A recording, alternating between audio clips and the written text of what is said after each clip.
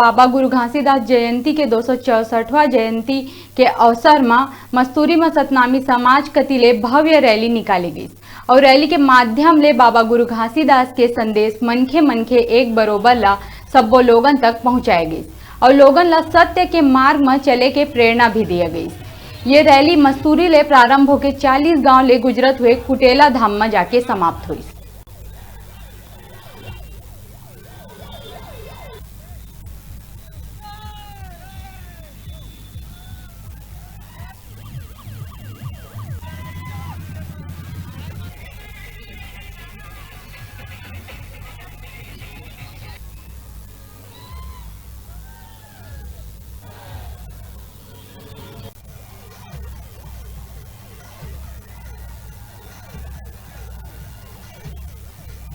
पावन पर्व में हमर मस्तूरी से सतनाम संदेश ला जन जन तक पहुँचाए बर हमर गुरु घासीदास बाबा की जयंती में 264वें जन्मदिन मनाए जाते हैं। गांव गांव में सतनाम संदेश ला पहुँचाना है।